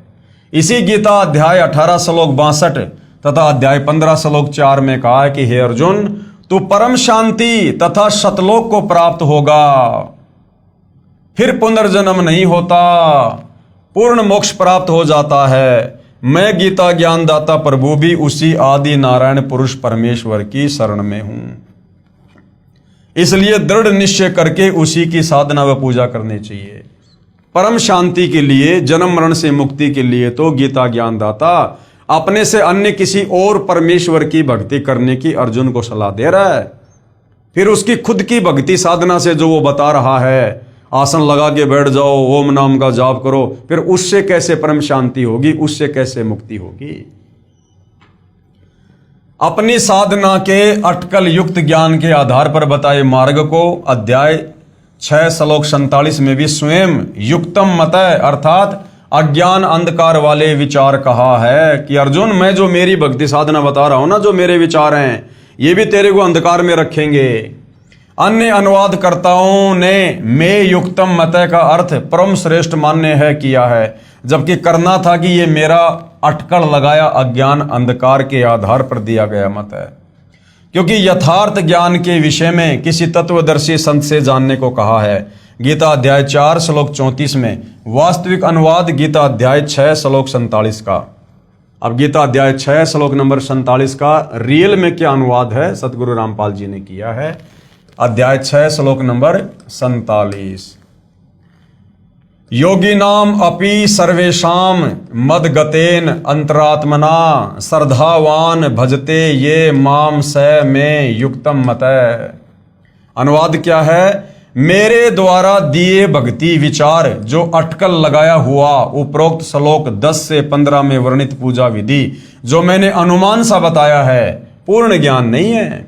क्योंकि सर्व साधकों में जो पूर्ण आस्था से सच्ची लगन से मेरे द्वारा दिए भक्ति मत के अनुसार मुझे भजता है, वह भी अज्ञान अंधकार से जन्म मरण स्वर्ग नरक वाली साधना में ही लीन है। ये मेरा विचार है।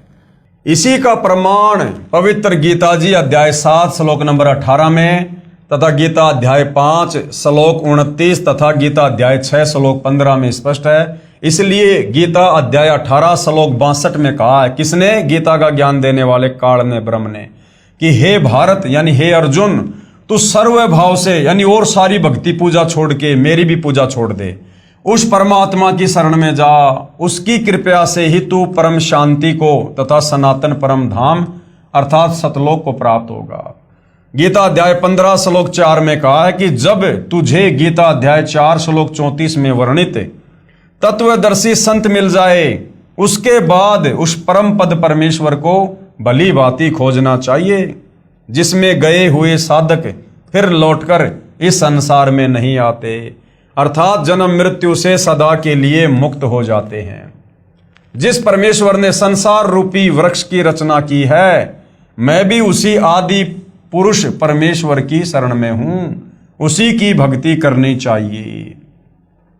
जब गीता का ज्ञान देने वाला काल ब्रह्म अपने से अन्य उस आदि पुरुष परमेश्वर कबीर की भक्ति के लिए कह रहा है, तो भला फिर ये अपनी भक्ति को सर्वश्रेष्ठ कैसे बता सकता है?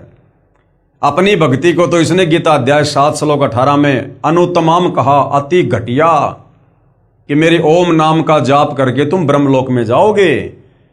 और अध्याय 8 श्लोक 16 में फिर कहा है कि ब्रह्मलोक गया हुआ साधक भी वापस जन्म और मरण में है, पुनरावृत्ति में है। इसलिए ऑप्शन दे दिया कि भैया अगर परम शांति चाहिए, परम शांति का मतलब है जन्म और मरण से सदा सदा के लिए झंझट खत्म। उसके लिए तो किसी तत्वदर्शी संत की खोज कर, गीता अध्याय 4 श्लोक 34 में कह रहा है। गीता अध्याय 3 श्लोक 5 से 9 में भी गीता अध्याय 6 श्लोक 10 से 15 के ज्ञान को गलत सिद्ध किया है। अर्जुन ने पूछा, प्रभु मन को रोकना बहुत कठिन है। भगवान ने उत्तर दिया, अर्जुन मन को रोकना तो वायु को रोकने के समान है। फिर यह भी कहा है कि निसंदेह कोई भी व्यक्ति किसी भी समय क्षण मात्र भी कर्म किए बिना नहीं रहता। जो महापुरुष मनुष्य समस्त कर्म इंद्रियों को हठपूर्वक ऊपर से रोककर मन से कुछ न कुछ सोचता रहता है, इसलिए एक स्थान पर हठयोग करके न बैठकर सांसारिक कार्य करते करते कर्म योग साधना करना ही श्रेष्ठ है। ये दोगला ज्ञान दे रहा है, दो प्रकार का ज्ञान दे रहा है गीता ज्ञान दाता। एक तरफ तो कहता है कि तू आसन लगा के बैठ जा, इंद्रियों को रोक ले, चिंतन कर, ध्यान लगा, और फिर कह रहा कि मन को रोकना तो वायु को रोकने के समान है, और कह रहा अर्जुन तू युद्ध भी कर और मेरी भक्ति भी कर। तो ये दोगला ज्ञान दे रहा है गीता ज्ञान दाता, दोगला ज्ञान। कर्म न करने अर्थात हठ योग से एक स्थान पर बैठकर साधना करने की अपेक्षा कर्म करते करते साधना श्रेष्ठ है। एक स्थान पर बैठकर साधना करने से तेरा जीवन निर्वाह कैसे होगा? उधर तो कह रहा है कि तू मृगछाला बिछा, आसन ना ऊंचा हो ना नीचा हो, फिर ध्यान लगा, और यहां क्या कह रहा है, अगर तू कर्म नहीं करेगा तो तेरा जीवन निर्वाह कैसे होगा, तेरा पेट पोषण कैसे होगा, इसलिए तू कर्म भी कर और मेरी भक्ति भी कर। तो ये दोगला सा ज्ञान ये गीता ज्ञान दाता अर्जुन को दे रहा है भक्ति से भ्रमित करने के लिए। शास्त्र विधि त्याग कर साधना हठ योग एक आसन पर बैठकर करने से कर्म बंधन का कारण है। दूसरा, जो शास्त्र अनुकूल कर्म करते करते साधना करना ही श्रेष्ठ है, इसलिए सांसारिक कार्य करता हुआ साधना कर। गीता अध्याय 8 श्लोक 7 में कहा है कि युद्ध भी कर और मेरा स्मरण भी कर, इस प्रकार मुझे ही प्राप्त होगा। गीता अध्याय 7 श्लोक 18 में तथा अध्याय 18 श्लोक 62 में कहा है कि परंतु मेरी साधना से होने वाली गति यानी लाभ अति घटिया अनुतमाम है। कि अर्जुन मुझ गीता ज्ञान दाता की अगर तू भक्ति करेगा, मेरे अनुसार भक्ति करेगा, तो तेरा मोक्ष नहीं है, मेरी भक्ति भी अनुतमाम यानी घटिया है। इसलिए उस परमेश्वर की शरण में जा जिसकी कृपा से तू परम शांति तथा शाश्वत स्थान यानी सतलोक को प्राप्त होगा। शाश्वत स्थान का मतलब है जो कभी भी विनाश में नहीं आता। उस परमेश्वर की भक्ति विधि तथा पूर्ण ज्ञान कौन बताएगा? वो तत्व ज्ञान किसी तत्वदर्शी संत की खोज करके उससे पूछ, मैं यानी गीता का ज्ञानदाता ब्रह्म यानी काल नहीं जानता। आगे फिर सवाल किया है भाई और बहनों, क्योंकि शंका समाधान का चैप्टर चल रहा है। गीता अध्याय 15 श्लोक 18 में कहा है कि मैं लोक में वेद में पुरुषोत्तम नाम से प्रसिद्ध हूं। इससे तो यही सिद्ध हुआ कि गीता ज्ञानदाता प्रभु ही सर्वशक्तिमान है, तथा गीता अध्याय 12 पूर्ण ही गीता ज्ञानदाता की ही महिमा कह रहा है। अब भाई और बहनों, ये अनुवादकर्ताओं की गलती है। जैसा यहां पर अनुवाद किया गया है ऐसा अनुवाद नहीं है। यथार्थ अनुवाद क्या है सतगुरु रामपाल जी ने बताया। उत्तर, गीता जी में गीता ज्ञानदाता प्रभु अपनी साधना तथा समर्थता भी कह रहा है, तथा साथ साथ उस पूर्ण परमात्मा की महिमा भी कह रहा है, तथा उस परमेश्वर की साधना के लिए तत्वदर्शी संत की ओर संकेत भी कर रहा है। गीता अध्याय 12 पूरा ब्रह्म यानी क्षर पुरुष काल की महिमा से परिपूर्ण है, तथा गीता अध्याय 13 सारा उस परमात्मा पूर्ण परमात्मा अर्थात आदि पुरुष परमेश्वर की महिमा से परिपूर्ण है। गीता अध्याय 15 श्लोक 1 से 4 तथा 16 से 17 में पूर्ण परमात्मा तथा परब्रह्म ब्रह्म आदि का निर्णायक ज्ञान है। गीता अध्याय 15 श्लोक 16 में कहा है कि पृथ्वी तत्व से निर्मित लोक ब्रह्म के 21 ब्रह्मांड तथा परब्रह्म के 7 संग ब्रह्मांड पृथ्वी तत्व से बने होने के कारण एक लोक भी कहा जाता है। इसमें दो प्रभु हैं, एक क्षर पुरुष अर्थात ये ब्रह्म यानी काल, और दूसरा अक्षर पुरुष अर्थात ये परब्रह्म। गीता अध्याय 15 श्लोक नंबर 16 में यानी ये दो भगवान बताए गए हैं, ब्रह्म और परब्रह्म, क्षर पुरुष और अक्षर पुरुष। इन दोनों प्रभुओं के अंतर्गत जितने भी प्राणी हैं उनका तथा इन दोनों प्रभुओं के स्थूल शरीर तो नाशवान है तथा जीवात्मा अविनाशी कही गई है। गीता अध्याय 15 श्लोक 17 में फिर क्या कहा है कि वास्तव में पुरुषोत्तम अर्थात सर्वशक्तिमान परमेश्वर तो उपरोक्त दोनों भगवानों से अन्य है। यानी गीता अध्याय 15 श्लोक 16 में जो दो भगवान बताए गए हैं, क्षर पुरुष और अक्षर पुरुष, फिर गीता अध्याय 15 श्लोक नंबर 17 में कहा कि उत्तम पुरुष तु अन्य परमात्मा इति उदाहरते, यानी उन दोनों भगवानों से सर्वश्रेष्ठ भगवान पुरुषोत्तम तो कोई और ही है जो तीनों लोकों में प्रवेश करके सबका धारण पोषण करता है। जो वास्तव में परमात्मा कहा जाता है, जो तीनों लोकों में प्रवेश करके सबका धारण पोषण करता है, वह वास्तव में अविनाशी परमेश्वर कहा जाता है।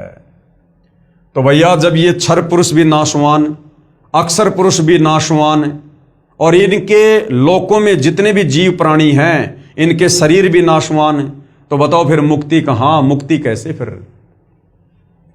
गीता अध्याय 15 के ही श्लोक 18 में गीता ज्ञानदाता क्षर पुरुष ब्रह्म अपनी स्थिति बताते हुए कह रहा है कि मुझे तो लोक वेद होता है दंत कथा, सुनी सुनाई कथा, शास्त्रों के विरुद्ध बातों के आधार से पुरुषोत्तम कहते हैं, क्योंकि मैं अपने 21 ब्रह्मांड में जितने भी प्राणी हैं वो सारे मेरे अधीन हैं। वे चाहे स्थूल शरीर में नाशवान हैं, चाहे आत्मा रूप में अविनाशी हैं, मैं उनमें उत्तम यानी श्रेष्ठ हूं। इसलिए मैं लोक वेद के आधार से, सुनी सुनाई बातों के आधार से पुरुषोत्तम प्रसिद्ध हूं। यह कह रहा कि भैया मैं पुरुषोत्तम नहीं हूं, मैं तो सुनी सुनाई बातों के आधार से, लोक वेद के आधार से, क्योंकि 21 ब्रह्मांड में यह काल सबसे शक्तिशाली है, सबसे सर्वश्रेष्ठ है। तो यह कह रहा है कि जब तक जीव को तत्व ज्ञान नहीं होता है तब तक इन चारों वेदों और गीता जी की इन कथाओं के आधार से, इस ज्ञान के आधार से जो मेरे एजेंट नीचे जा जाके देते हैं, धर्मगुरु वगैरह, ये जो नकली पंथ खोल खोल के बैठे हैं, तो इनकी दंत कथाओं, इनके आधे अधूरे ज्ञान लोकवेद के आधार से मैं 21 ब्रह्मांड में सर्वश्रेष्ठ हूं, सबसे शक्तिशाली हूं। केवल लोकवेद के आधार से मैं परमात्मा साबित हूं यहां पर।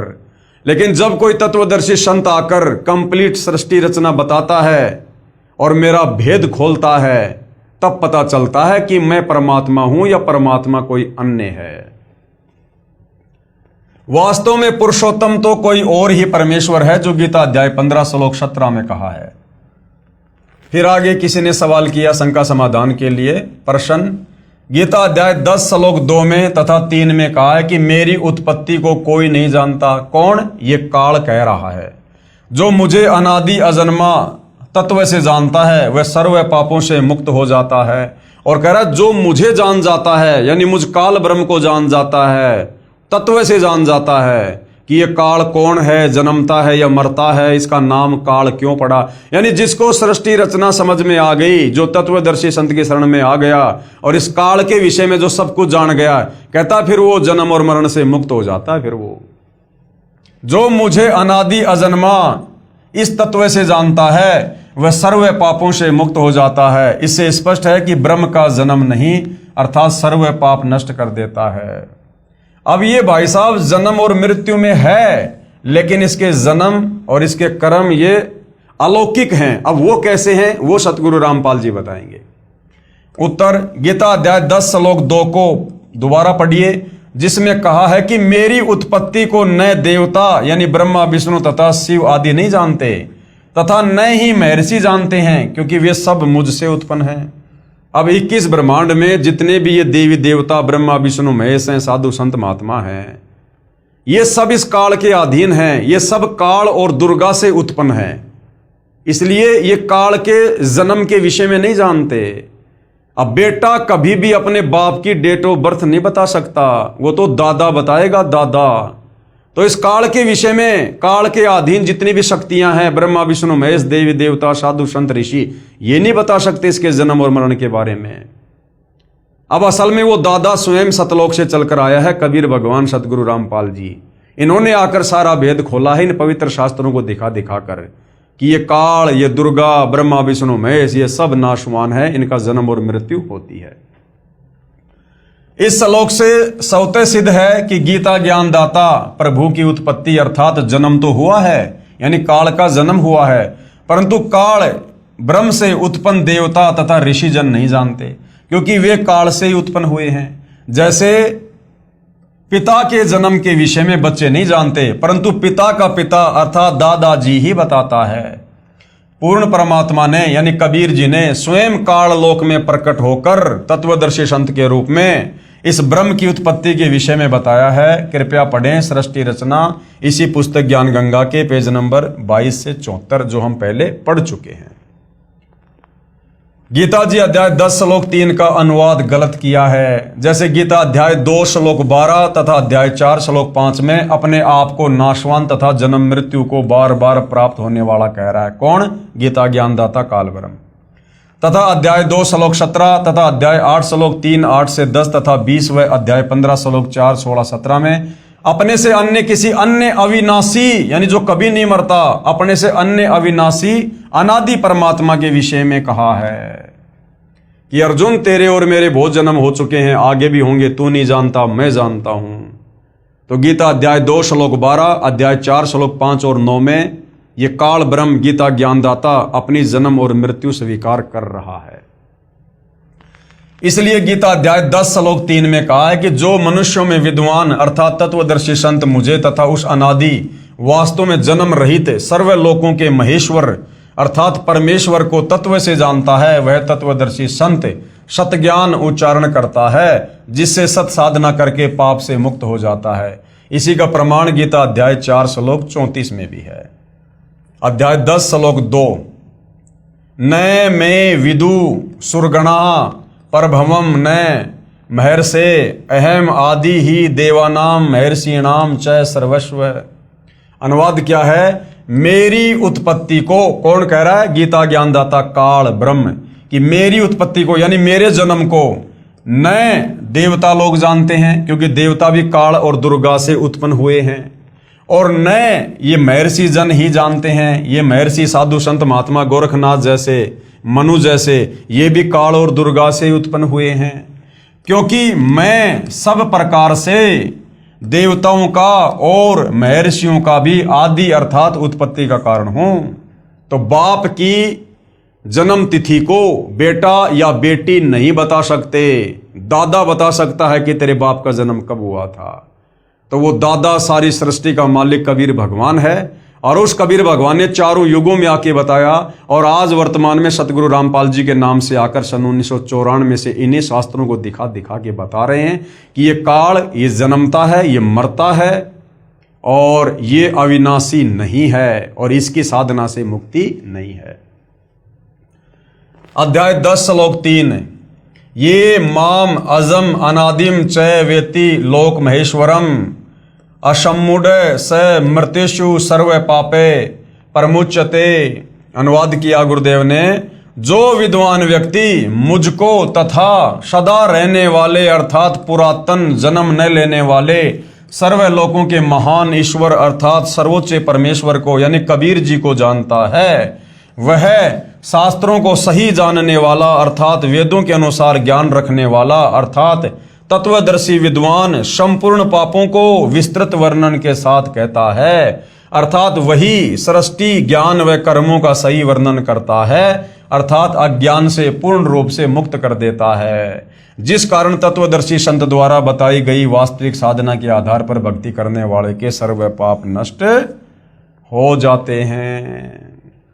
तो भाई और बहनों, कितना बढ़िया निर्णायक ज्ञान इस पवित्र ग्रंथ गीता जी में दिया हुआ है, लेकिन हमारे नादान धर्म गुरु तत्व ज्ञान के अभाव से इस सदग्रंथ को नहीं समझ पाए।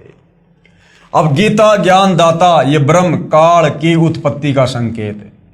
अध्याय 10 के श्लोक 2 में कहा है कि अर्जुन मेरी उत्पत्ति अर्थात जन्म को न तो देवता जानते हैं और न ही महर्षि जन जानते हैं, क्योंकि ये सब मेरे से पैदा हुए हैं। इससे स्वयं सिद्ध है कि ब्रह्म अर्थात काल की उत्पत्ति तो हुई है, परंतु देवता व ऋषि नहीं जानते। जैसे पिताजी की उत्पत्ति को बच्चे नहीं बता सकते, परंतु दादाजी जानता है। इसी प्रकार 21 ब्रह्मांड में सर्वदेव ऋषि आदि ज्योति निरंजन यानी काल ब्रह्म यानी और ये प्रकृति दुर्गा के संयोग से उत्पन्न हुए हैं। इसलिए कह रहा है कि मेरी उत्पत्ति को 21 ब्रह्मांडों में कोई नहीं जानता। कौन? जो इसके 21 ब्रह्मांडों में इसके अधीन हैं, ब्रह्मा विष्णु महेश से लेकर देवी देवता। कहते मेरी उत्पत्ति को ये लोग नहीं जानते। क्योंकि ब्रह्म यानी काल की उत्पत्ति परम अक्षर ब्रह्म यानी पूर्ण ब्रह्म से हुई है। कबीर परमात्मा ने सतलोक में अंडे से इस ज्योति निरंजन काल की उत्पत्ति की है, जिसका गीता जी के अध्याय 3 के श्लोक 14 और 15 में ब्रह्म की उत्पत्ति यानी काल की उत्पत्ति का प्रत्यक्ष प्रमाण है। अध्याय 10 के श्लोक 3 जो तत्वदर्शी अर्थात विद्वान व्यक्ति मुझे तथा कभी न जन्म लेने वाले सर्वलोकों के महेश्वर अर्थात अविनाशी परमात्मा को जानता है, वह चारों वेदों ऋग्वेद, सामवेद, यजुर्वेद तथा अर्थर्वेद को जानता है।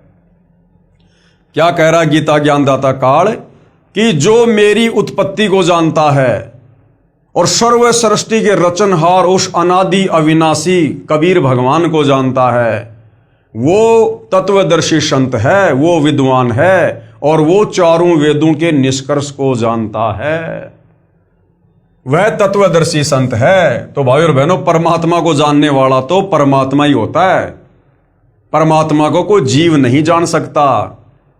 इस काल के 21 ब्रह्मांड से हमारी मुक्ति करवाने के लिए परमेश्वर तत्वदर्शी संत के रूप में आकर केवल अपनी आंशिक जानकारी दे रहे हैं हमें, आंशिक जानकारी।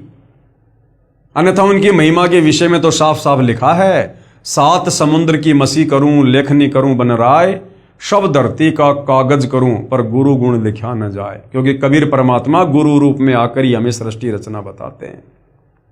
तो जो उस आदि अनादि कबीर परमेश्वर के विषय में जानता है, कहते हैं वो तत्वदर्शी संत है। तो उस परमेश्वर के विषय में तो परमेश्वर के अलावा दूसरा कोई नहीं जानता, अर्थात तत्वदर्शी संत स्वयं कबीर भगवान ही होता है। उसके द्वारा बताए भक्ति मार्ग से साधना करने से सर्व पाप नष्ट हो जाते हैं।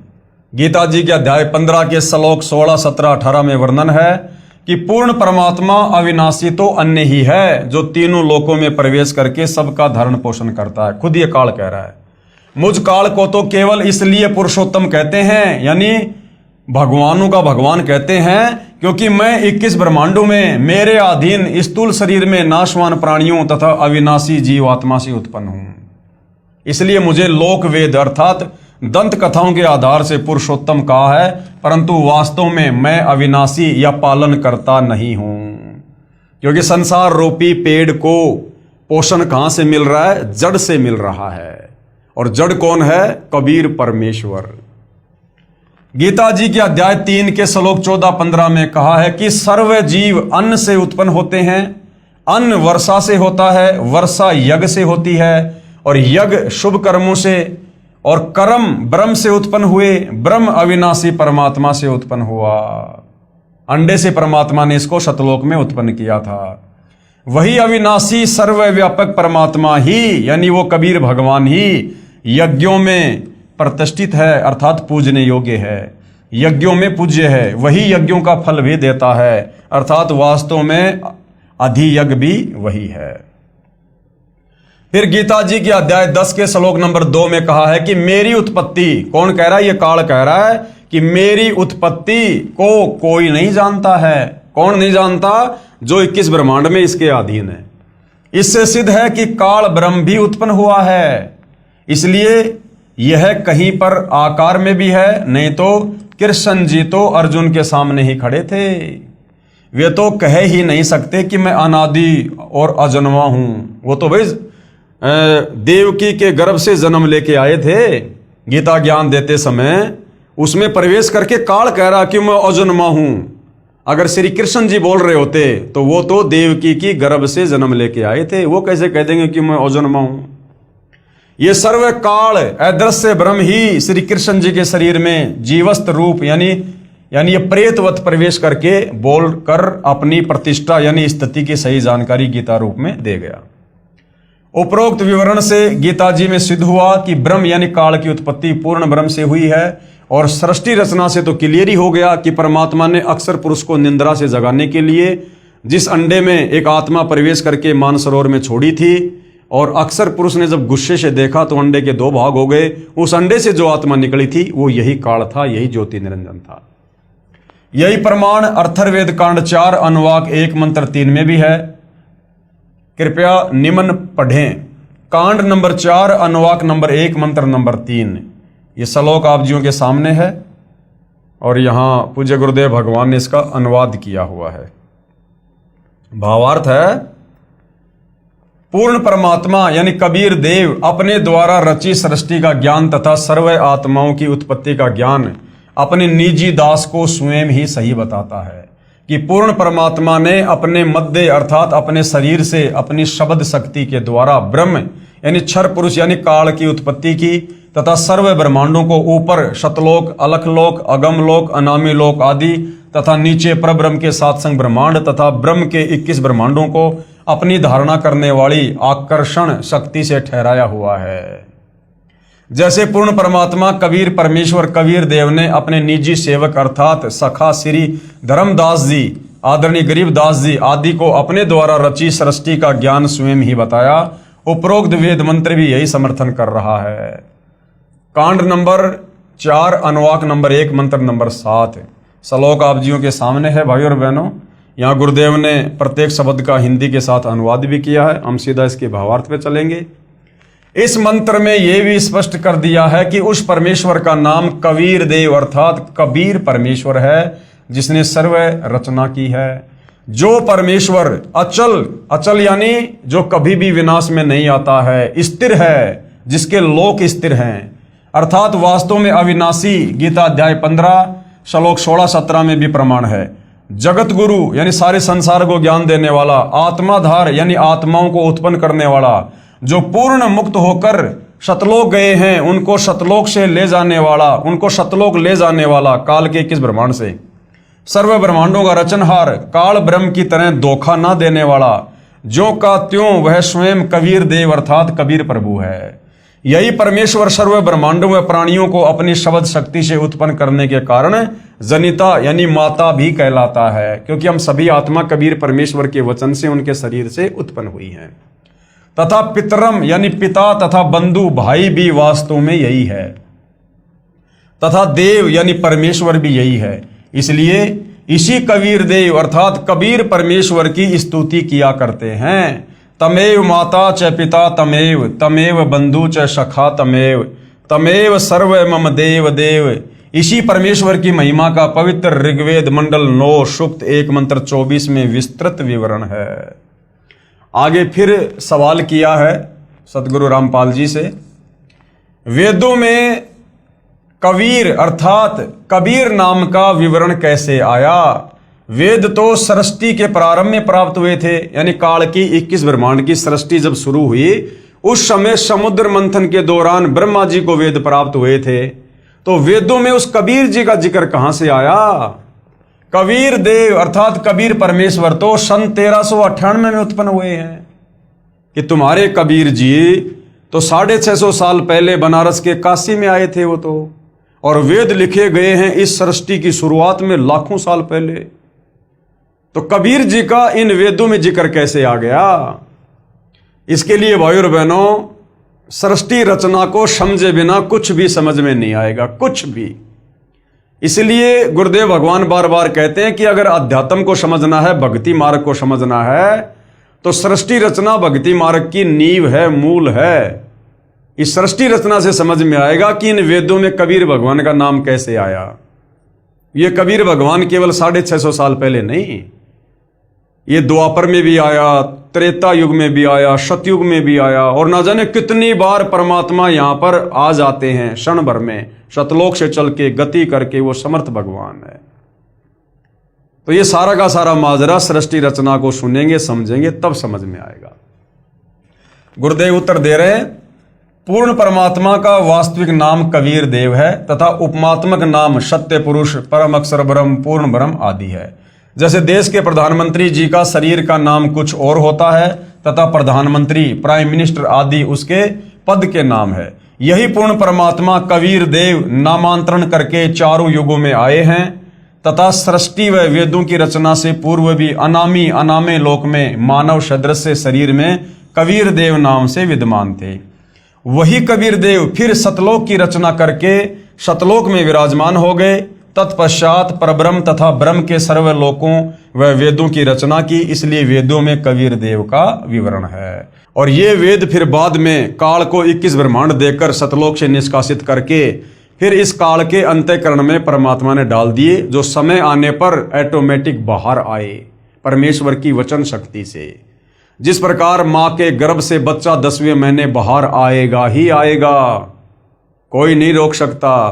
इसी प्रकार परमात्मा ने इस काल के अंतःकरण में जो ये वेदों वाला ज्ञान डाल दिया था और जो समय निर्धारित कर दिया था, उस समय पर ये वेद बाहर आने ही आने थे।